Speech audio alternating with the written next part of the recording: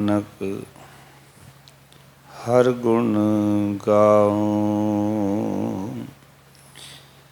ਸਤਨਾਮ। ਧੰਨ ਵਾਹਿਗੁਰੂ ਸਾਹਿਬ ਜੀ। ਹਰ ਦੂਜੜੀ ਲਾਮ ਸਤਿਗੁਰ ਪੁਰਖ ਮਿਲਾਇਆ ਬਲਰਾਮ ਜੀਓ। ਨਿਰਭਉ ਭੈ ਮਨ ਹੋਏ ਹਉ ਮੈਂ ਮੈਲ ਗਵਾਇਆ ਬਲਰਾਮ ਜੀਓ। ਹਰ ਦੂਜੜੀ ਲਾਮ ਸਤਿਗੁਰ ਪੁਰਖ ਮਿਲਾਇਆ ਬਲਰਾਮ ਜੀਓ। ਨਿਰਭਉ ਭੈ ਮਨ ਹੋਏ ਹਉ ਮੈਂ ਮੈਲ ਗਵਾਇਆ ਬਲਰਾਮ ਜੀਓ। ਨਿਰਮਲ ਭਉ ਪਾਇਆ ਹਰ ਗੁਣ ਗਾਇਆ ਹਰ ਵੇਖੈ ਰਾਮ ਹਦੂਰੇ। ਹਰ ਆਤਮ ਰਾਮ ਪਸਾਰਿਆ ਸੁਆਮੀ ਸਰਬ ਰਿਹਾ ਭਰਪੂਰੇ।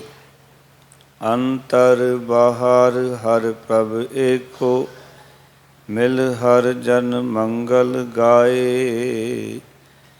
ਜਨ ਨਾਨਕ ਦੂਜੀ ਲਾਮ ਚਲਾਈ ਅਨਹਦ ਸ਼ਬਦ ਵਜਾਏ। ਜਨ ਨਾਨਕ ਦੂਜੀ ਲਾਮ ਚਲਾਈ ਅਨਹਦ ਸ਼ਬਦ ਵਜਾਏ। ਵਾਹਿਗੁਰੂ ਜੀ ਕਾ ਖਾਲਸਾ ਵਾਹਿਗੁਰੂ ਜੀ ਕੀ ਫਤਿਹ। ਜੁਗਹੁ ਜੁਗ ਅਟਲ ਸ਼ਬਦ ਗੁਰੂ ਬਾਣੀ ਕੇ ਬੋਹਿਤ। ਧੰਨ ਧੰਨ ਸਾਹਿਬ ਸ੍ਰੀ ਗੁਰੂ ਗ੍ਰੰਥ ਸਾਹਿਬ ਮਹਾਰਾਜ ਜੀ ਦੀ ਪਾਵਨ ਪਵਿੱਤਰ ਹਜ਼ੂਰੀ ਦੇ ਵਿੱਚ ਸਬਾਇਮਾਨ ਹੋਏ ਬੈਠੇ ਸਤਸੰਗੀ ਜਨੋ, ਸਤਿਗੁਰਾਂ ਦੀ ਕਿਰਪਾ ਸਦਕਾ ਇਹ ਪਾਵਨ ਚਾਰ ਲਾਵਾਂ ਦੇ ਲੜੀਵਾਰ ਵਿਚਾਰ ਆਪ ਸੰਗਤਾਂ ਦੇ ਉੱਦਮ ਉਪਰਾਲੇ ਸਦਕਾ ਆਰੰਭ ਹੋਈ ਹੈ। ਅੱਜ ਦੂਜੀ ਲਾਮ ਦਾ ਮੂਲ ਪਾਠ ਆਪ ਜੀ ਨੇ ਬੜੇ ਪ੍ਰੇਮ ਨਾਲ ਸਰਵਣ ਕੀਤਾ ਹੈ। ਸਤਿਗੁਰੂ ਜੀ ਦੂਜੀ ਲਾਮ ਦੇ ਰਾਹੀਂ ਇਹ ਸਮਝਾਉਣਾ ਚਾਹੁੰਦੇ ਹਨ ਕਿ ਜੀਵ ਇਸਤਰੀ ਦੇ ਇਸ ਵਿਆਹ ਦੀ ਦੂਜੀ ਲਾਮ ਇਹ ਹੈ ਕਿ ਪ੍ਰਭੂ ਨੇ ਜੀਵ ਇਸਤਰੀ ਨੂੰ ਆਪ ਕਿਰਪਾ ਕਰਕੇ ਗੁਰੂ ਮਹਾਂਪੁਰਖ ਵਿਚੋਲੇ ਰੂਪ ਦੇ ਵਿੱਚ ਮਿਲਾ ਦਿੱਤਾ ਹੈ। ਪਾਓ ਕਿ ਪਰਮਾਤਮਾ ਦੇ ਮਿਲਾਪ ਲਈ ਵਿਚੋਲੇ ਦਾ ਹੋਣਾ ਅਤ ਲਾਜ਼ਮੀ ਹੈ। ਜੀਵ ਆਤਮਾ ਨੂੰ ਪਰਮਾਤਮਾ ਨਾਲ ਜੁੜਨ ਦੀਆਂ ਜੋ ਗੱਲਾਂ ਹਨ, ਉਹਦੇ ਘਰ ਦੇ ਵਿੱਚ ਵਸੇਵੇ ਦਾ ਜੋ ਕਾਰਨ ਹੈ ਜਾਂ ਵਸੇਵੇ ਹੋਣ ਲਈ ਜੋ ਜੋ ਜ਼ਰੂਰੀ ਚੀਜ਼ਾਂ ਨੇ ਉਹ ਵਿਚੋਲਾ ਹੀ ਦੱਸਦਾ ਹੈ। ਸੋ ਆਓ ਅੱਜ ਸਤਿਗੁਰੂ ਜੀ ਉਸ ਦੀ ਹੀ ਗੱਲ ਕਰਕੇ ਸਾਨੂੰ ਸਮਝਾ ਰਹੇ ਹਨ। ਪ੍ਰੇਮ ਨਾਲ ਗੁਰਫਤਿਹ ਦੀ ਸਾਂਝ ਕਰੋ। ਆਖੋ ਜੀ ਵਾਹਿਗੁਰੂ ਜੀ ਕਾ ਖਾਲਸਾ ਵਾਹਿਗੁਰੂ ਜੀ ਕੀ ਫਤਿਹ। ਅਸੀਂ ਇਹਨਾਂ ਲਾਵਾਂ ਤੋਂ ਇਹ ਸਿੱਖਣ ਦਾ ਯਤਨ ਕਰ ਰਹੇ ਹਾਂ ਕਿ ਸਾਡੀ ਜ਼ਿੰਦਗੀ ਦਾ ਜੋ ਮਕਸਦ ਹੈ ਪ੍ਰਭੂ ਮਿਲਾਪ, ਉਸ ਮਿਲਾਪ ਦੇ ਵਿੱਚ ਕਿਹੜੀਆਂ ਕਿਹੜੀਆਂ ਗੱਲਾਂ ਜ਼ਰੂਰੀਆਂ ਨੇ। ਜਿਵੇਂ ਕੱਲ ਦੱਸਿਆ ਸੀ ਮਹਾਰਾਜ ਨੇ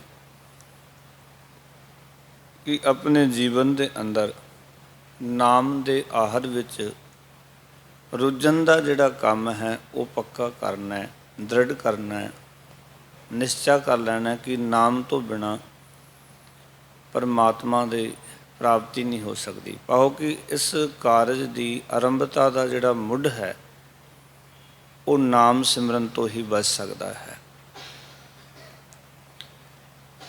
ਨਾਮ ਸਿਮਰਨ ਹੀ ਇੱਕ ਤਰੀਕਾ ਹੈ ਪ੍ਰਭੂ ਦੇ ਨੇੜੇ ਹੋਣ ਦਾ। ਹੁਣ ਦੂਜਾ ਤਰੀਕਾ,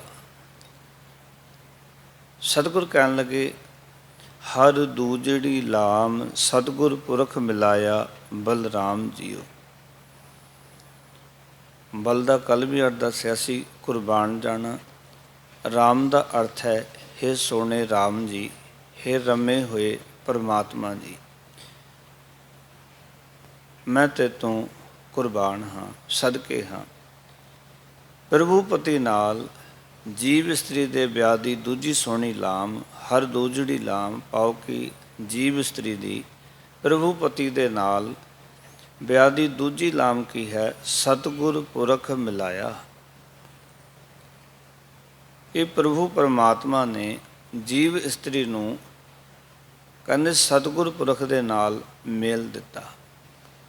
ਜੀਵਨ ਵਿੱਚ ਇਹ ਗੱਲ ਪੱਕੀ ਰੱਖਣਾ ਕਿ ਜਿਹੜੇ ਜਿਹੜੇ ਸਤਿਗੁਰ ਨਾਲ ਜੁੜੇ ਹੋਏ ਨੇ ਇਹ ਕੋਈ ਉਹਨਾਂ ਦਾ ਆਪਣਾ ਉੱਦਮ ਨਹੀਂ ਹੈ। ਜਿਹੜੇ ਸਤਿਗੁਰ ਨਾਲ ਜੁੜੇ ਹੋਏ ਨੇ ਉਹਨਾਂ ਦੀ ਕੋਈ ਸਿਆਣਪ ਨਹੀਂ ਹੈ। ਇਹ ਅਕਾਲ ਪੁਰਖ ਦੀ ਬਖਸ਼ਿਸ਼ ਹੈ, ਕਿਉਂਕਿ ਧੰਨ ਗੁਰੂ ਰਾਮਦਾਸ ਮਹਾਰਾਜ ਦੇ ਬਚਨ ਨੇ, ਧੰਨ ਗੁਰੂ ਰਾਮਦਾਸ ਮਹਾਰਾਜ ਨੇ ਜਿੱਥੇ ਇੱਥੇ ਬਚਨ ਕੀਤੇ ਕਿ ਸਤਿਗੁਰ ਪੁਰਖ ਅਕਾਲ ਪੁਰਖ ਪ੍ਰਭੂ ਪਤੀ ਨੇ ਆਪ ਹੀ ਵਿਚੋਲੇ ਰੂਪ ਦੇ ਵਿੱਚ ਮਿਲਾ ਦਿੱਤਾ ਹੈ। ਇਹ ਪ੍ਰਭੂ ਨੇ ਕਿਰਪਾ ਕੀਤੀ ਹੈ, ਅਕਾਲ ਪੁਰਖ ਨੇ ਕਿਰਪਾ ਕੀਤੀ ਕਿ ਸਤਿਗੁਰ ਨਾਲ ਮਿਲਾਇਆ। ਹੋਰ ਥਾਵਾਂ 'ਤੇ ਵੀ ਜਿਵੇਂ ਗੁਰੂ ਨਾਨਕ ਪਾਤਸ਼ਾਹ ਵੀ ਕਹਿੰਦੇ ਨੇ, ਨਦਰ ਕਰੈਂ ਜੇ ਆਪਨੀ ਤਾਂ ਨਦਰੀ ਸਤਿਗੁਰ ਪਾਇਆ। ਜਦੋਂ ਅਕਾਲ ਪੁਰਖ ਵਾਹਿਗੁਰੂ ਆਪਣੀ ਨਜ਼ਰ ਕਰਦਾ ਹੈ, ਆਪਣੀ ਮਿਹਰ ਕਰਦਾ ਹੈ ਤਾਂ ਸਤਿਗੁਰ ਦੇ ਨਾਲ ਮਿਲਾਉਂਦਾ ਹੈ। ਨਦਰ ਕਰੈਂ ਜੇ ਆਪਣੀ ਤਾਂ ਨਦਰੀ ਸਤਿਗੁਰ ਪਾਇਆ। ਇਹ ਜਿਉ ਬਹੁਤੇ ਜਨਮ ਭਰਮਿਆ ਸਤਿਗੁਰ ਸਬਦ ਸੁਣਾਇਆ। ਹੁਣ ਜੋ ਸਤਿਗੁਰ ਕੀ ਕਰਦਾ ਹੈ ਕਿ ਆਪਣਾ ਸ਼ਬਦ ਸੁਣਾਉਂਦਾ ਹੈ, ਪਰ ਸਤਿਗੁਰ ਦੀ ਜਿਹੜੀ ਪ੍ਰਾਪਤੀ ਹੈ ਉਹ ਅਕਾਲ ਪੁਰਖ ਵਾਹਿਗੁਰੂ ਦੀ ਕਿਰਪਾ ਨਾਲ ਹੁੰਦੀ ਹੈ। ਇਹ ਖਿਆਲ ਕਰਨਾ ਜੀਵਨ ਵਿੱਚ, ਉਸ ਰਸਤੇ ਦੀ ਸੋਝੀ, ਉਸ ਰਸਤੇ ਦਾ ਗਿਆਨ ਸਤਿਗੁਰ ਨੇ ਹੀ ਦੇਣਾ ਹੈ। ਭਾਵੇਂ ਸੰਸਾਰ ਦੇ ਜਿਤਨਾ ਮਰਜ਼ੀ ਚਾਨਣ ਹੋਵੇ। ਧੰਨ ਗੁਰੂ ਅੰਗਦ ਦੇਵ ਜੀ ਮਹਾਰਾਜ ਆਖਦੇ ਨੇ, ਜੇ ਸੋ ਚੰਦਾ ਉਗਵੈ ਸੂਰਜ ਚੜ੍ਹੈ ਹਜ਼ਾਰ, ਇਤੇ ਚਾਨਣ ਹੋਂਦਿਆਂ ਗੁਰ ਬਿਨ ਘੋਰ ਅੰਧਾਰ। ਗੁਰੂ ਤੋਂ ਬਿਨਾਂ ਘੋਰ ਹਨੇਰਾ ਹੈ, ਉਸ ਮਾਰਗ 'ਤੇ ਤੁਰਿਆ ਨਹੀਂ ਜਾ ਸਕਦਾ, ਪਰਮਾਤਮਾ ਦੇ ਨੇੜੇ ਨਹੀਂ ਹੋਇਆ ਜਾ ਸਕਦਾ। ਸੋ ਇੱਕ ਵਿਚੋਲਾ ਹੀ ਹੈ ਜਿਹੜਾ ਵਿਚੋਲਾ ਪਰਮਾਤਮਾ ਦੇ ਨਾਲ ਜੋੜਦਾ, ਪਰ ਉਸ ਵਿਚੋਲੇ ਗੁਰੂ ਨੂੰ, ਮਹਾਂਪੁਰਖ ਨੂੰ ਅਕਾਲ ਪੁਰਖ ਪ੍ਰਭੂ ਨੇ ਆਪ ਹੀ ਜੀਵ ਇਸਤਰੀ ਦੇ ਨਾਲ ਮਿਲਾਇਆ ਹੈ। ਸੌਖੇ ਸੌਖੇ ਲਫ਼ਜ਼ਾਂ ਵੀ ਦਾਸ ਕਹਿ ਦੇਵੇ, ਜਿਵੇਂ ਕੋਈ ਦੁਨਿਆਵੀ ਤੌਰ ਤੋਂ ਇੱਕ ਲੜਕਾ ਲੜਕੀ ਦੇ ਘਰ ਕਿਸੇ ਨੂੰ ਵਿਚੋਲਗੀ ਵਾਸਤੇ ਭੇਜ ਦੇਵੇ, ਉਹ ਜਾ ਕੇ ਗੱਲਬਾਤ ਕਰੇ। ਕਈ ਵਾਰੀ ਐਸਾ ਵੀ ਹੁੰਦਾ ਸਮਾਜ ਦੇ ਅੰਦਰ ਕਿ ਲੜਕਾ ਲੜਕੀ ਦੇ ਘਰ ਆਪਣੇ ਮਾਤਾ ਪਿਤਾ ਨੂੰ, ਆਪਣੇ ਰਿਸ਼ਤੇਦਾਰਾਂ ਨੂੰ, ਕਿਸੇ ਸਾਗ ਸੰਬੰਧੀ ਨੂੰ ਵੀ ਸਾਡੀ ਤੁਸੀਂ ਵਿਚੋਲੀ ਕਰੋ ਜਾ ਕੇ। ਇਸ ਤਰ੍ਹਾਂ ਹੀ ਅਕਾਲ ਪੁਰਖ ਨੇ ਕਿਰਪਾ ਕੀਤੀ ਕਿ ਸਤਿਗੁਰੂ ਜਿਹੜਾ ਹੈ ਉਹ ਵਿਚੋਲੇ ਰੂਪ ਦੇ ਵਿੱਚ ਭੇਜਿਆ ਹੈ। ਇਸ ਨੂੰ ਗੁਰਬਾਣੀ ਵਿੱਚ ਇਸ ਤਰ੍ਹਾਂ ਵੀ ਆਖਿਆ ਗਿਆ ਕਿ ਜੈਸਾ ਸਤਿਗੁਰ ਸੁਣੀਦਾ ਤੈਸੋ ਹੀ ਮੈਂ ਡੀਠ, ਵਿਛੜਿਆ ਮੇਲੇ ਪ੍ਰਭੂ ਹਰ ਦਰਗਾਹ ਕਾ ਵਸੀਤ। ਜੈਸਾ ਸਤਿਗੁਰ ਮੈਂ ਸੁਣਿਆ ਸੀ, ਸਤਿਗੁਰ ਕਹਿੰਦੇ ਮੈਂ ਵੈਸਾ ਹੀ ਵੇਖ ਲਿਆ ਹੈ, ਕਿਉਂਕਿ ਸਤਿਗੁਰ ਜਿਹੜਾ ਹੈ ਉਹ ਵਿਚੋਲਾ ਹੈ ਪਰਮਾਤਮਾ ਦੇ ਨਾਲ ਮਿਲਾਉਣ ਵਾਸਤੇ। ਇਸ ਕਰਕੇ ਸਤਿਗੁਰ ਆਖ ਰਹੇ ਨੇ ਕਿ ਜੀਵ ਇਸਤਰੀ ਦੀ ਸੋਹਣੀ ਦੂਜੀ ਲਾਭ ਇਹ ਹੈ ਕਿ ਪਰਮਾਤਮਾ ਨੇ ਜੀਵ ਇਸਤਰੀ ਨੂੰ ਸਤਿਗੁਰ ਨਾਲ ਮੇਲ ਦਿੱਤਾ ਹੈ। ਹੁਣ ਜਿਹੜੀ ਜੀਵ ਇਸਤਰੀ ਸਤਿਗੁਰ ਦੇ ਨਾਲ ਮਿਲ ਗਈ ਹੈ, ਜਿਸ ਜੀਵ ਇਸਤਰੀ ਨੂੰ ਗੁਰ ਪੂਰਾ ਭੇਟਿਓ ਵਡਭਾਗੀ, ਵੱਡੇ ਭਾਗਾਂ ਦੇ ਨਾਲ ਜਿਹੜਾ ਪੂਰਾ ਗੁਰੂ ਮਿਲ ਗਿਆ, ਉਸ ਨੂੰ ਪ੍ਰਾਪਤੀ ਕੀ ਹੋਈ ਹੈ? ਆਓ ਕਿ ਸਤਿਗੁਰ ਦੇ ਮਿਲਾਪ ਨਾਲ ਜੀਵ ਇਸਤਰੀ ਨੂੰ ਕੀ ਪ੍ਰਾਪਤ ਹੁੰਦਾ ਹੈ। ਅਤੇ ਸਤਿਗੁਰ ਕਹਿਣ ਲੱਗੇ ਨਿਰਭਉ ਭੈ ਮਨ ਹੋਏ, ਹਉ ਮੈਂ ਮੈਲ ਗਵਾਇਆ ਬਲਰਾਮ ਜੀਓ। ਹੇ ਸੋਹਣੇ ਪਰਮਾਤਮਾ ਜੀ, ਮੈਂ ਤੇਰੇ ਤੋਂ ਕੁਰਬਾਨ ਹਾਂ, ਸਦਕੇ ਹਾਂ, ਬਲਿਹਾਰ ਜਾਂਦਾ ਹਾਂ, ਕਿਉਂਕਿ ਨਿਰਭਉ ਭੈ ਮਨ ਹੋਏ। ਸਤਿਗੁਰ ਦੇ ਨਾਲ ਮਿਲਾ ਕੇ ਜੀਵ ਇਸਤਰੀ ਨੂੰ ਕਹਿੰਦੇ ਨੇ ਭੈ ਵਿੱਚੋਂ, ਮਨ ਵਿੱਚੋਂ ਜਿਤਨਾ ਭੈ ਸੀ, ਡਰ ਸੀ, ਉਹ ਸਾਰਾ ਦੂਰ ਕਰ ਦਿੱਤਾ ਅਤੇ ਮਨ ਨੂੰ ਨਿਰਭਉ ਕਰ ਦਿੱਤਾ, ਡਰ ਤੋਂ ਰਹਿਤ ਕਰ ਦਿੱਤਾ। ਸਤਿਗੁਰ ਨੇ ਕੀ ਕੀਤਾ? ਸਤਿਗੁਰ ਨੇ ਜੀਵਨ ਵਿੱਚੋਂ ਸਾਰੇ ਸਹਿਮ, ਸਾਰੇ ਦੁੱਖ, ਸਾਰੇ ਡਰ ਜਿਹੜੇ ਨੇ ਉਹ ਦੂਰ ਕਰ ਦਿੱਤੇ। ਹਉਮੈ ਮੈਲ ਗਵਾਇਆ, ਅਤੇ ਹਉਮੈ ਦੀ ਜਿਹੜੀ ਮੈਲ ਸੀ ਉਹ ਵੀ ਦੂਰ ਕਰ ਦਿੱਤੀ।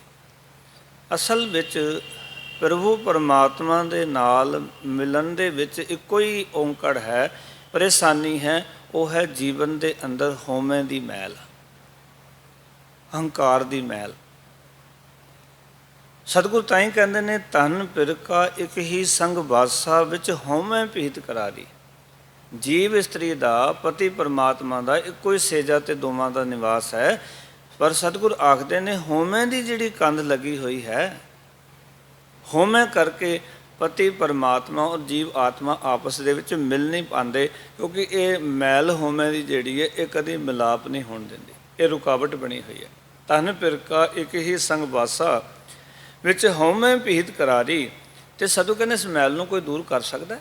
ਤੇ ਮੈਂ ਕਹਿੰਦੇ ਗੁਰਪੂਰ ਹੈ ਹਉਮੈ ਭੀਤ ਤੋਰੀ, ਜਨ ਨਾਨਕ ਮਿਲੇ ਬਨਵਾਰੀ। ਪੂਰੇ ਗੁਰੂ ਨੇ ਹਉਮੈ ਦੀ ਮੈਲ ਨੂੰ ਦੂਰ ਕਰ ਦਿੱਤਾ, ਹਉਮੈ ਦੀ ਕੰਧ ਨੂੰ ਢਾਹ ਦਿੱਤਾ, ਅਤੇ ਉਹ ਅਕਾਲ ਪੁਰਖ ਵਾਹਿਗੁਰੂ ਮਿਲ ਜਾਂਦਾ।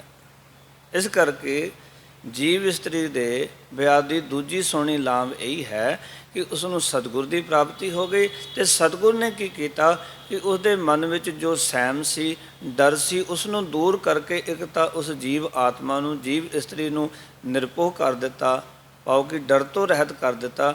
ਦੂਜੀ ਗੱਲ, ਉਸਦੇ ਅੰਦਰ ਜਿਹੜੀ ਮੈਲ ਸੀ, ਸਤਿਗੁਰ ਨੇ ਉਹ ਮੈਲ ਦੂਰ ਕਰ ਦਿੱਤੀ। ਦੱਸ ਦਿੱਤਾ ਵੀ ਜਿੰਨਾ ਚਿਰ ਤੇਰੇ ਅੰਦਰ ਇਹ ਹਉਮੈ ਦੀ ਮੈਲ ਹੈ, ਉਨਾ ਚਿਰ ਤੂੰ ਪਰਮਾਤਮਾ ਨਾਲ ਨਹੀਂ ਮਿਲ ਸਕਦੀ।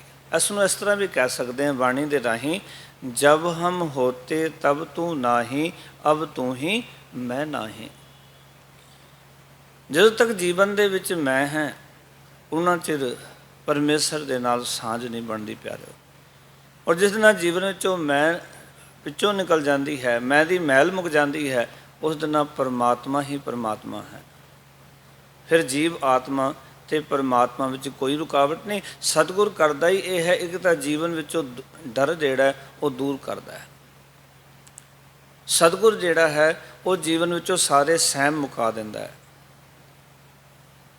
ਔਰ ਦੂਜੀ ਗੱਲ, ਸਤਿਗੁਰ ਹਉਮੈ ਜਿਹੜੀ ਹੈ ਉਹ ਅੰਦਰ ਰਹਿਣ ਨਹੀਂ ਦਿੰਦਾ, ਕਿਉਂਕਿ ਸਤਿਗੁਰ ਕਹਿੰਦਾ ਹੈ ਹਉਮੈ ਨਾਮੈ ਨਾਲ ਵਿਰੋਧ ਹੈ, ਦੋਏ ਨਾ ਵਸੈ ਇੱਕ ਠਾਏ। ਦੇਖ, ਹਉਮੈ ਅਤੇ ਨਾਮ ਦੇ ਵਿੱਚ ਆਪਸੀ ਵਿਰੋਧ ਹੈ, ਦੋਵੇਂ ਇੱਕ ਥਾਂ 'ਤੇ ਨਹੀਂ ਟਿਕ ਸਕਦੇ। ਜਾਂ ਤਾਂ ਹਉਮੈ ਟਿਕੇਗੀ, ਜਾਂ ਫਿਰ ਤੇਰੇ ਅੰਦਰ ਪਰਮਾਤਮਾ ਦਾ ਨਾਮ ਟਿਕੇਗਾ, ਵਾਹਿਗੁਰੂ ਜੀ ਟਿਕਣਗੇ। ਇਸ ਕਰਕੇ ਦੂਜੀ ਲਾਮ ਦੇ ਰਾਹੀਂ ਸਤਿਗੁਰੂ ਜੀ ਕਹਿ ਰਹੇ ਨੇ ਕਿ ਸਤਿਗੁਰ ਨਾਲ ਮਿਲਾ ਦਿੱਤਾ ਪਰਮਾਤਮਾ ਨੇ, ਆਪ ਹੀ ਕਿਰਪਾ ਕੀਤੀ ਜੀਵ ਆਤਮਾ ਦੇ ਉੱਤੇ। ਅਤੇ ਸਤਿਗੁਰ ਨੇ ਮਿਲ ਕੇ ਕੀ ਕੀਤਾ ਕਿ ਉਸਦੇ ਜੀਵਨ ਵਿੱਚੋਂ ਡਰ ਦੂਰ ਕਰ ਦਿੱਤਾ ਅਤੇ ਹਉਮੈ ਦੀ ਮੈਲ ਦੂਰ ਕਰ ਦਿੱਤੀ। ਅੱਗੇ ਕੀ ਹੋਇਆ? ਨਿਰਮਲ ਭਉ ਪਾਇਆ।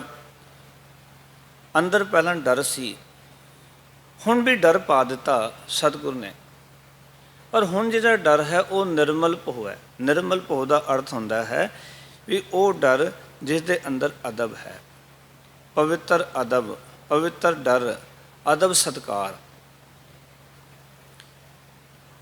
ਇੱਕ ਡਰ ਤਾਂ ਉਹ ਹੈ ਜਿਹੜਾ ਡਰ ਮਨੁੱਖ ਨੂੰ ਰੁਕਾਵਟ ਬਣ ਕੇ ਖਲੋਤਾ ਹੋਇਆ, ਅੱਗੇ ਨਹੀਂ ਵਧਣ ਦਿਆ। ਇੱਕ ਡਰ ਉਹ ਹੈ ਜਿਹੜਾ ਡਰ ਇੱਕ ਪਤਨੀ ਦੇ ਅੰਦਰ ਪਤੀ ਦਾ ਹੈ। ਉਹ ਕੀ ਡਰ ਹੈ ਕਿ ਮੇਰੇ ਪਤੀ ਨੇ ਦਫ਼ਤਰ ਜਾਣਾ ਹੈ, ਉਸਨੂੰ ਕੱਪੜੇ ਪ੍ਰੈਸ ਚਾਹੀਦੇ ਨੇ, ਉਹਨੂੰ ਸਮਾਂ ਸਿਰ ਲੰਗਰ ਪ੍ਰਸਾਦਾ ਚਾਹੀਦਾ ਹੈ ਕਿ ਮੈਂ ਨਾਸ਼ਤਾ ਛੇਤੀ ਛੇਤੀ ਤਿਆਰ ਕਰਕੇ ਦੁਪਹਿਰ ਦਾ ਲੰਚ ਪਾ ਕੇ ਦੇ ਦੇਵਾਂ। ਇਹ ਨਿਰਮਲ ਡਰ ਹੈ। ਭਾਵੇਂ ਉਹ ਰੋਜ਼ ਨਹੀਂ ਕਹਿੰਦਾ ਪਤੀ, ਪਰ ਉਸਦੇ ਅੰਦਰ ਪਹਿਲਾਂ ਹੀ ਰਹਿੰਦਾ ਹੈ ਕਿ ਉਹ ਅਗਲੇ ਦਿਨ ਦੀ ਤਿਆਰੀ ਕਰਕੇ ਰੱਖਦੀ ਹੈ ਵੀ ਮੇਰੇ ਪਤੀ ਨੇ ਦਫ਼ਤਰ ਜਾਣਾ ਹੈ।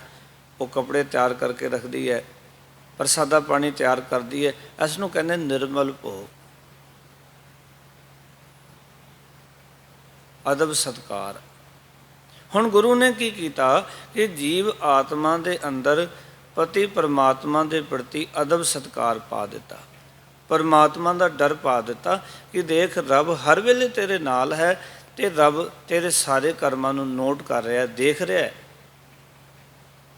ਹੁਣ ਜੀਵ ਆਤਮਾ ਉਸ ਪਰਮਾਤਮਾ ਦੇ ਭੈ ਵਿੱਚ ਰਹਿੰਦੀ ਹੈ। ਇਹ ਗੱਲ ਜੀਵਨ 'ਚ ਯਾਦ ਰੱਖਣਾ, ਜਿਸ ਦਿਨ ਅਸੀਂ ਰੱਬ ਦੇ ਭੈ ਵਿੱਚ ਆ ਗਏ, ਰੱਬ ਦੇ ਡਰ ਵਿੱਚ ਆ ਗਏ, ਉਸ ਦਿਨ ਹੀ ਗੱਲ ਬਣੇਗੀ।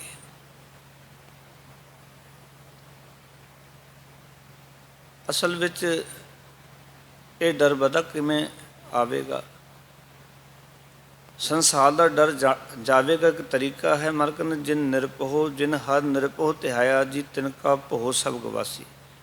ਜਿਨ੍ਹਾਂ ਨੇ ਨਿਰਭਉ ਪਰਮਾਤਮਾ ਨੂੰ ਧਿਆਇਆ, ਉਹਨਾਂ ਦਾ ਸੰਸਾਰ ਦਾ ਡਰ ਦੂਰ ਹੋ ਗਿਆ। ਸੰਸਾਰ ਦਾ ਡਰ ਤੇ ਦੂਰ ਹੋ ਗਿਆ, ਪਰ ਪਰਮਾਤਮਾ ਦਾ ਡਰ ਤਾਂ ਚਾਹੀਦਾ ਹੈ ਨਾ, ਖਸਮ ਵਾਹਿਗੁਰੂ ਦਾ ਡਰ ਤੇ ਚਾਹੀਦਾ ਹੈ, ਅਤੇ ਉਹ ਡਰ ਹੀ ਸਾਡੇ ਜੀਵਨ ਨੂੰ ਪਵਿੱਤਰ ਕਰੇਗਾ। ਜਿਸ ਨਾਲ ਇਹ ਗੱਲ ਸਮਝ ਵਿੱਚ ਆ ਗਈ ਨਾ ਕਿ ਪ੍ਰਭ ਕੀ ਸਰਨ ਸਗਲ ਪਹਿ ਲਾਥੇ ਦੁਖ ਬਿਨ ਸੇ ਸੁਖ ਪਾਇਆ, ਦਿਆਲ ਹੋਆ ਪਾਰਬ੍ਰਹਮ ਸੁਆਮੀ ਪੂਰਾ ਸਤਿਗੁਰ ਧਿਆਇਆ। ਇਸ ਕਰਕੇ ਸਾਹਿਬ ਕਹਿੰਦੇ ਨੇ ਗੁਰੂ ਨੇ ਕਿਰਪਾ ਕਰ ਦਿੱਤੀ, ਨਿਰਮਲ ਪਹੁ ਪਾਇਆ ਹਰ ਗੁਣ ਗਾਇਆ। ਅਤੇ ਨਾਲ ਜੀਵ ਆਤਮਾ ਨੂੰ ਆਖਿਆ ਵੀ ਤੂੰ ਹਰੀ ਪਰਮਾਤਮਾ ਦਾ ਗੁਣ ਗਾ। ਹਰ ਵੇਖੈ ਰਾਮ ਹਦੂਰੇ, ਕਿਉਂਕਿ ਪਰਮਾਤਮਾ ਹਾਜ਼ਰ ਨਾਜ਼ਰ ਹੈ, ਅੰਗ ਸੰਗ ਹੈ ਅਤੇ ਉਹ ਦੇਖ ਰਿਹਾ ਹੈ। ਬਸ ਇਹੀ ਬਿਰਤੀ ਬਣਾਉਣੀ ਹੈ ਹਰ ਇੱਕ ਇਸਤਰੀ ਔਰ ਪੁਰਸ਼ ਨੇ, ਕਿਉਂਕਿ ਜਦੋਂ ਪਰਮਾਤਮਾ ਦੇ ਨਾਲ ਮਿਲਾਪ ਦੀ ਗੱਲ ਆਵੇਗੀ ਨਾ, ਅਤੇ ਉਸ ਵੇਲੇ ਸਾਡਾ ਦੋਵਾਂ ਦਾ ਜੀਵਨ, ਭਾਵੇਂ ਕੋਈ ਮਰਦ ਹੈ ਭਾਵੇਂ ਕੋਈ ਇਸਤਰੀ ਹੈ, ਕਿਉਂਕਿ ਇਸ ਜਗ ਮੈਂ ਪੁਰਖ ਏਕ ਹੈ ਹੋਰ ਸਗਲੀ ਨਾਰ ਸਵਾਈ। ਪੁਰਖ ਇੱਕ ਅਕਾਲ ਪੁਰਖ ਹੈ, ਅਸੀਂ ਸਾਰੀਆਂ ਰੱਬ ਦੀਆਂ ਇਸਤਰੀਆਂ ਨੇ। ਔਰ ਜਿਸ ਦਿਨ ਇਸ ਤਰ੍ਹਾਂ ਦਾ ਅਨੁਭਵ ਸਾਡੇ ਜੀਵਨ 'ਚ ਆਇਆ ਕਿ ਮੈਂ ਵੀ ਤਾਂ ਰੱਬ ਦੀ ਇਸਤਰੀ ਹਾਂ,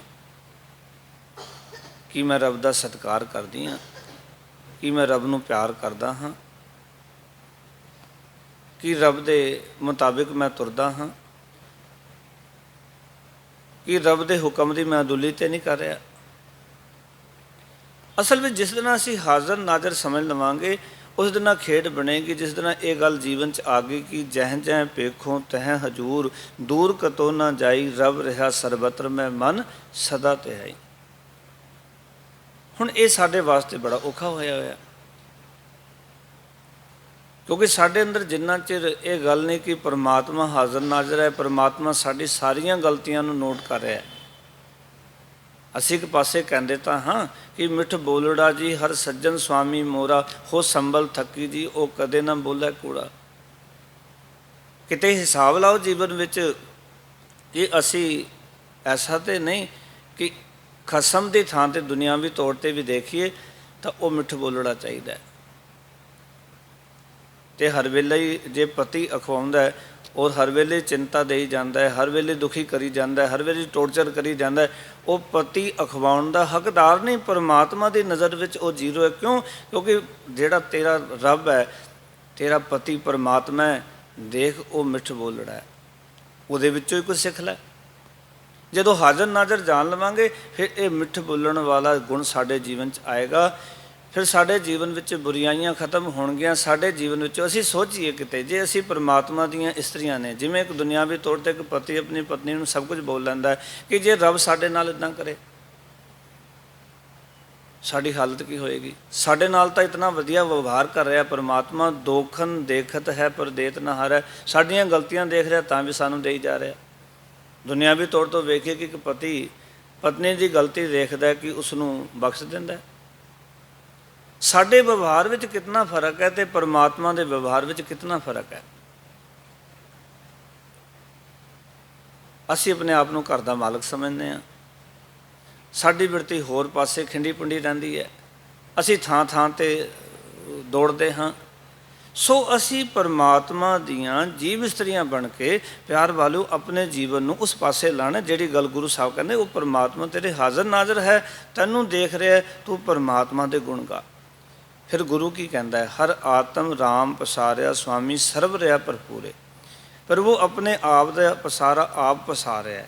ਆਤਮ ਰਾਮ ਪਾਓ ਕਿ ਆਪਣੇ ਆਪ ਦਾ ਪਸਾਰਾ। ਪਰਮਾਤਮਾ ਆਪ ਪਸਾਰਿਆ ਹੈ, ਉਹ ਸੁਆਮੀ ਮਾਲਕ ਸਰਬ ਰਿਹਾ ਭਰਪੂਰੇ, ਸਾਰੀਆਂ ਥਾਵਾਂ 'ਤੇ ਪਰਮਾਤਮਾ ਭਰਪੂਰ ਹੈ। ਦਾਸ ਬੇਨਤੀ ਕਰੇ, ਪਰਮਾਤਮਾ ਗੁਰਦੁਆਰੇ ਵਿੱਚ ਵੀ ਉਤਨਾ ਹੀ ਹੈ, ਉਤਨਾ ਘਰ ਵਿੱਚ ਵੀ ਹੈ। ਪਰ ਸਾਡੀ ਹਾਲਤ ਕੀ ਹੈ? ਮੈਂ ਗੁਰਦੁਆਰੇ ਖਲੋਤਾ ਜੀ, ਮੈਂ ਝੂਠ ਨਹੀਂ ਬੋਲਦਾ, ਅਤੇ ਘਰ ਵਿੱਚ ਹੁੰਦਾ ਤੂੰ ਝੂਠ ਹੀ ਬੋਲਣਾ ਸੀ। ਪਰਮਾਤਮਾ ਦਾ ਘਰ ਵਿੱਚ ਵੀ ਉਤਨਾ ਹੀ ਹੈ ਜਿਤਨਾ ਗੁਰਦੁਆਰੇ ਵਿੱਚ ਹੈ। ਔਰ ਜੇ ਸਿੱਖ ਇਸ ਤਰ੍ਹਾਂ ਮੰਨਦਾ ਹੈ ਕਿ ਗੁਰਦੁਆਰੇ ਦੇ ਵਿੱਚ ਕੋਈ ਹੋਰ ਗੱਲ ਹੈ ਅਤੇ ਘਰ ਵਿੱਚ ਕੋਈ ਹੋਰ ਗੱਲ ਹੈ, ਪਰ ਸਿੱਖੀ ਤਾਂ ਜੇ ਕਮਾਈ ਨਹੀਂ ਸੀ। ਅਸੀਂ ਕਹਿੰਦੇ ਗੁਰਦੁਆਰੇ ਖਲੋਤੇ ਹਾਂ, ਝੂਠ ਨਹੀਂ ਬੋਲਦੇ। ਗੁਰਦੁਆਰੇ ਖਲੋਤੇ ਅਸੀਂ ਇਹ ਕੰਮ ਨਹੀਂ ਕਰਦੇ, ਘਰ ਵਿੱਚ ਕੀ ਇਹੀ ਕੰਮ ਕਰਨੇ ਸੀ? ਸਿੱਖਾ ਤੇਰਾ ਘਰ ਵੀ ਤਾਂ ਗੁਰਦੁਆਰਾ ਕਿਹਾ ਗੁਰੂ ਨੇ, ਤੇਰੇ ਘਰ ਨੂੰ ਵੀ ਤਾਂ ਧਰਮਸ਼ਾਲਾ ਕਿਹਾ ਗੁਰੂ ਨੇ। ਇਹ ਵਿਚਾਰਨ ਵਾਲੀਆਂ ਨੇ ਸਾਡੇ ਜੀਵਨ ਦੇ ਅੰਦਰ। ਇਸ ਕਰਕੇ ਸਤਿਗੁਰ ਆਖ ਰਹੇ ਨੇ, ਪ੍ਰਭੂ ਨੇ ਆਪਣੇ ਆਪ ਦਾ ਜਿਹੜਾ ਪਸਾਰਾ ਉਹ ਆਪ ਹੀ ਪਸਾਰਿਆ ਹੈ। ਹਰ ਆਤਮ ਰਾਮ ਪਸਾਰਿਆ ਸੁਆਮੀ, ਸਰਬ ਰਿਹਾ ਭਰਪੂਰੇ, ਸਾਰੀਆਂ ਥਾਵਾਂ 'ਤੇ ਭਰਪੂਰ ਹੈ। ਇਸ ਕਰਕੇ ਦੇਖੋ ਕਬੀਰ ਸਾਹਿਬ ਨੇ ਇੱਕ ਬੜੀ ਪਿਆਰੀ ਤਰਕ ਰੱਖੀ ਕਿ ਇੱਕ ਕਹਿੰਦਾ ਸੀ ਅੱਲਾ ਏਕ ਮਸੀਤ ਵਸਤ ਹੈ। ਉਹ ਕਹਿੰਦਾ ਜੀ ਮਸਜਿਦ ਵਿੱਚ ਹੀ ਅੱਲਾ ਰਹਿੰਦੇ ਨੇ, ਬਾਕੀ ਥਾਵਾਂ 'ਤੇ ਨਹੀਂ। ਜੇ ਸਿੱਖ ਵੀ ਕਹੇ ਜੀ ਗੁਰਦੁਆਰੇ ਵਿੱਚ ਵਾਹਿਗੁਰੂ ਰਹਿੰਦਾ ਹੈ, ਮੈਨੂੰ ਤਾਂ ਗੁਰਦੁਆਰੇ ਵਿੱਚ ਹੀ ਪ੍ਰਤੀਤ ਹੁੰਦਾ ਹੈ, ਤਾਂ ਸਿੱਖਾ ਅਜੇ ਤੂੰ ਅਧੂਰਾ ਹੈ। ਫਿਰ ਇਹ ਬਚਨਾਂ ਦੇ ਵਿੱਚ ਕਦੋਂ ਪੂਰਾ ਉਤਰੇਗਾ? ਅੱਲਾ ਏਕ ਮਸੀਤ ਵਸਤ ਹੈ ਅਵਰ ਮੁਲਕਸ ਕੇਰਾ, ਹਿੰਦੂ ਮੂਰਤ ਨਾਮ ਨਿਵਾਸੀ ਦੋ ਮੈਂ ਤਤ ਨਾ ਹੇਰਾ। ਅਤੇ ਗੁਰੂ ਤਾਂ ਤੇਰੇ ਵਾਸਤੇ ਵੀ ਕਹਿ ਰਿਹਾ ਇਹ ਗੱਲ ਵੀ ਤੂੰ ਕਵੇਂ ਵੀ ਗੁਰਦੁਆਰੇ ਵਿੱਚ ਹੀ ਗੁਰੂ ਸਾਹਿਬ ਵਸਦੇ, ਬਾਕੀ ਥਾਵਾਂ 'ਤੇ ਨਹੀਂ ਹਨ। ਜਿਵੇਂ ਕਿ ਜੋ ਮੌਲਾਣਾ ਕਹਿ ਰਿਹਾ ਕਿ ਮਸਜਿਦ ਦੇ ਵਿੱਚ ਖੁਦਾ ਦਾ, ਇੱਕ ਪੰਡਤ ਕਹਿ ਰਿਹਾ ਕਿ ਮੰਦਰ ਵਿੱਚ ਹੀ ਕੇਵਲ ਮੂਰਤੀਆਂ ਵਿੱਚ ਹੀ ਰੱਬ ਹੈ, ਇਹ ਮੂਰਤੀਆਂ ਹੀ ਰੱਬ ਨੇ। ਆਖਣ ਲੱਗੇ ਬਾਕੀ ਮੁਲਕ 'ਚ ਕੌਣ ਹੈ? ਬਾਕੀ ਥਾਵਾਂ 'ਤੇ ਕੌਣ ਹੈ? ਬਾਕੀ ਥਾਵਾਂ 'ਤੇ ਉਹ ਭਰਪੂਰ ਹੈ, ਬਰਾਬਰ ਸਾਰੀਆਂ ਥਾਵਾਂ 'ਤੇ। ਕੋਈ ਥਾਂ ਐਸੇ ਨਹੀਂ ਜਿੱਥੇ ਪਰਮਾਤਮਾ ਘੱਟ ਹੋਵੇ। ਪਰਮਾਤਮਾ ਹਰ ਥਾਂ 'ਤੇ ਮੌਜੂਦ ਹੈ, ਹਰ ਥਾਂ 'ਤੇ ਹਾਜ਼ਰ ਨਾਜ਼ਰ ਹੈ। ਹਾਂ, ਸਾਡੀ ਯਾਦ ਵਿੱਚੋਂ ਦੂਰ ਹੋ ਸਕਦਾ ਹੈ, ਪਰ ਰੱਬ ਉੱਥੋਂ ਵੀ ਦੂਰ ਨਹੀਂ ਹੈ। ਅਸੀਂ ਭੁੱਲ ਸਕਦੇ ਹਾਂ, ਭੁੱਲ ਬੈਠੇ ਹਾਂ। ਸਤਿਗੁਰ ਕਹਿੰਦੇ ਨੇ ਅੰਤਰ ਬਾਹਰ ਹਰ ਪ੍ਰਭ ਏਕੋ, ਅੰਦਰ ਤੇ ਬਾਹਰ ਹਰੀ ਪਰਮਾਤਮਾ ਇੱਕੋ ਜਿਹਾ ਹੈ। ਮਿਲ ਹਰ ਜਨ ਮੰਗਲ ਗਾਏ, ਅਤੇ ਹਰੀ ਦੇ ਜਨਾਂ ਨੇ ਗੁਰੂ ਨਾਲ ਮਿਲ ਕੇ ਪਰਮਾਤਮਾ ਦੇ ਸਿਵ ਸਲਾਹ ਦੇ ਗੀਤ ਗਾਏ। ਅਤੇ ਮਰਕ ਨੇ ਜਨ ਨਾਨਕ ਦੂਜੀ ਲਾਮ ਚਲਾਈ, ਅਨਹਦ ਸ਼ਬਦ ਬਜਾਏ। ਸਤਿਗੁਰ ਆਖਣ ਲੱਗੇ ਇਹ ਜੀਵ ਇਸਤਰੀ ਦੇ ਵਿਆਹ ਦੀ ਦੂਜੀ ਲਾਮ ਹੈ, ਜਦੋਂ ਕਿ ਜੀਵ ਇਸਤਰੀ ਦੇ ਜੀਵਨ ਦੇ ਅੰਦਰ ਅਨਹਦ ਨਾਦ ਦੇ ਬਾਜੇ ਜਿਹੜੇ ਨੇ ਉਹ ਵੱਜਣ ਲੱਗ ਪਏ ਹਨ। ਭਾਵ ਕਿ ਜੀਵ ਇਸਤਰੀ ਦੇ ਵਿਆਹ ਦੀ ਦੂਜੀ ਲਾਮ ਇਹ ਤੋੜ ਦਿੱਤੀ ਕਿ ਇਸ ਆਤਮਿਕ ਅਵਸਥਾ ਤੋਂ ਪਹੁੰਚੀ ਹੋਈ ਜੀਵ ਇਸਤਰੀ ਜਿਹੜੀ ਹੈ ਉਹ ਪ੍ਰਭੂ ਦੀ ਸਿਵ ਸਲਾਹ ਦੀ ਬਾਣੀ ਦੇ ਮਾਨੋ ਇੱਕ ਰਸ ਬਾਜੇ ਵੱਜ ਰਹੇ ਹਨ। ਹੁਣ ਉਹਦੇ ਅੰਦਰ ਸਿਵ ਸਲਾਹ ਆਰੰਭ ਹੋ ਗਈ ਹੈ। ਸਤਿਗੁਰ ਨੇ ਉਹਦੇ ਅੰਦਰ ਸਿਫਤ ਸਲਾਹ ਦਾ ਜਨਮ ਕਰ ਦਿੱਤਾ। ਪਹਿਲਾਂ ਨਾਮ ਤੇ ਆਇਆ, ਹੁਣ ਨਾਮ ਉਹ ਸਿਫਤ ਵਿੱਚ ਬਦਲ ਗਿਆ, ਵਡਿਆਈ ਵਿੱਚ ਬਦਲ ਗਿਆ।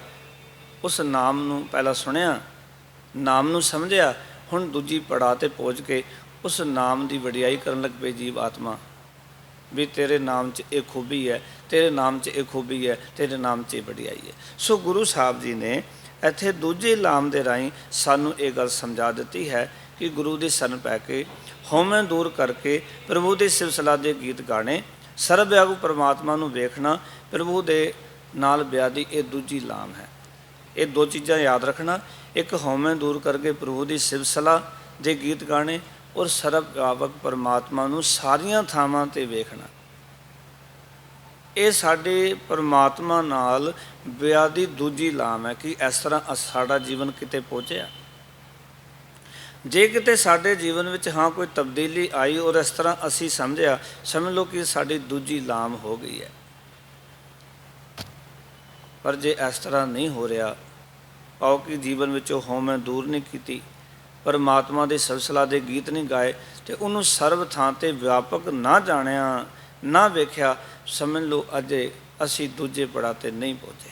ਇਹ ਪੜਾਅ ਨੇ ਪਰਮਾਤਮਾ ਨਾਲ ਮਿਲਣ ਦੇ। ਪਹਿਲਾ ਪੜਾਅ ਕੱਲ੍ਹ ਵਿਚਾਰਿਆ ਸੀ, ਦੂਜਾ ਪੜਾਅ ਅੱਜ ਵਿਚਾਰ ਰਹੇ ਹਾਂ। ਪਹਿਲੇ ਪੜਾਅ ਵਿੱਚ ਪਰਮਾਤਮਾ ਦੇ ਨਾਮ ਦੇ ਆਹਾਰ ਵਿੱਚ ਰੁੱਝਣ ਦਾ ਕੰਮ ਕਰਨਾ ਹੈ, ਪਰਮਾਤਮਾ ਦੇ ਨਾਮ ਰੂਪੀ ਆਹਾਰ ਵਿੱਚ ਲੱਗਣਾ, ਉਸ ਪਾਸੇ ਤੁਰਨਾ। ਇਹ ਵਿਆਹ ਦੀ ਪਹਿਲੀ ਲਾਮ ਸੀ। ਦੂਜੀ ਲਾਮ ਦੇ ਵਿੱਚ ਗੁਰੂ ਸਾਹਿਬ ਜੀ ਨੇ ਗੱਲ ਦੱਸੀ ਦਿੱਤੀ ਹੈ ਕਿ ਹਉਮੈ ਦੂਰ ਕਰਕੇ ਪਰਮਾਤਮਾ ਦੀ ਸਿਵ ਸਲਾਹ ਦੇ ਗੀਤ ਗਾਉਣੇ, ਅਤੇ ਨਾਲ ਹੀ ਆਪਣੇ ਜੀਵਨ ਵਿੱਚ ਉਸ ਪਰਮਾਤਮਾ ਨੂੰ ਹਰ ਇੱਕ ਥਾਂ 'ਤੇ ਸਰਬ ਵਿਆਪਕ ਨੂੰ ਵੇਖਣਾ।